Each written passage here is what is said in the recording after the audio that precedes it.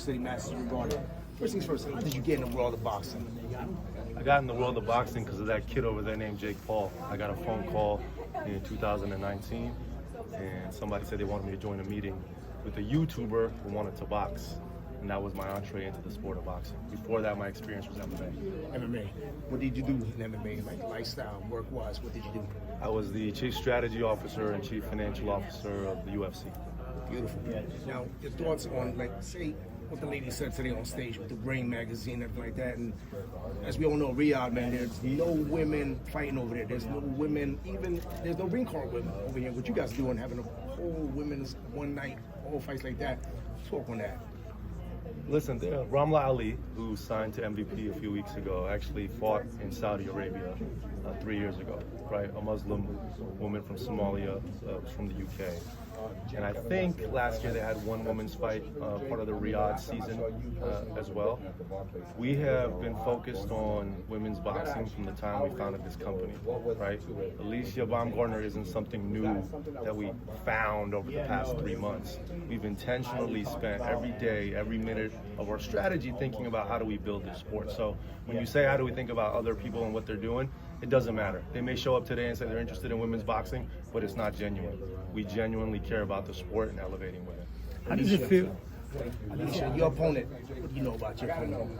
I know that she's coming to fight, and I know that she's more than willing to step in the ring with me, which I love. I love a challenge, and I'm ready to get it on July 11th. Alycia, you see what Tati and Amanda's doing for the female boxing trilogy. For you, what's the biggest fight that you can make in the future now you sign with the MVP promotions? You know, signing with the MVP, I know that they support the women, they support the sport. So I wouldn't expect anything less to make the biggest fights possible.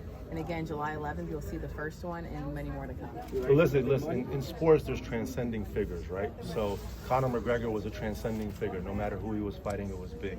Jake Paul is a transcending figure. Amanda Serrano has become that. She sold out the Choli in Puerto Rico.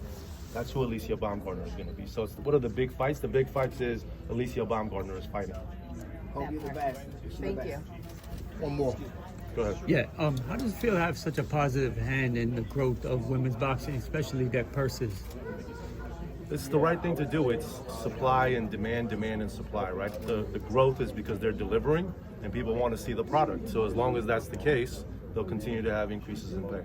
Alycia, you didn't close the door on a possible clash with Amanda down the road. Is that a fight you ever thought about seriously in the past? Of course, you know, as a fighter, as a competitor, as a challenger, you know, we all want to fight the best. And Amanda's a great opponent. She's a great champion. She's a pioneer of the sport. So again, we don't know what boxing holds, but I'm just happy to be a part of her historic moment, July 11th at Madison Square Garden. Also, real quick, playing analyst for this trilogy, can adjustments really be made when they're going to get in the phone booth? That's what's to be expected. Can adjustments really be made? Adjustments can always be made in boxing, you know? This is the third fight, so I expect both fighters to go back to look at some things, and there's something always missing that you can go back and capitalize on come the third fight. So again, I think you're going to see something slightly different, but you're going to see an awesome fight regardless. Thank you. You announced that Jake Paul will be fighting 2 times this year. Who do you want to see him fight?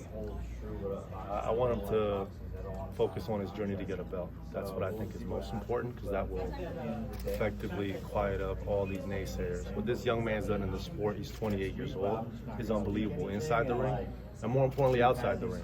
He's 28 years old. What's Canelo doing for these women or other boxers, right? What has Floyd really done other than fight with Gervonta Davis? Nothing. Jake Paul is different, and that's all I really care about, is people recognize his contributions. At the cruiserweight division? Yes. Last question. It's Johnny Boy Boxing. I fight Alycia. If you were to get the fight with Amanda Serrano, would that be the toughest test of your career? Toughest test of her career, in my mind, sorry to interrupt you, is Friday, July 11th, because it's a massive stage. She's going up an undefeated fighter, and she needs to show the world why it's her time to shine, right? Beating someone isn't enough. It's how you do it. It's how she becomes a superstar. Please answer. Go ahead. Absolutely. I mean, just like Nikisa said, July 11th, Miranda's coming to fight. She's undefeated. I love a challenge. And again, this is the reintroduction of who Alycia Baumgardner is. We know how I became world champion with the crazy knockout against Terry Harper. So again, tune in July 11th and see these bombs. Thank you, everybody. Wish you the best of luck. Thank you.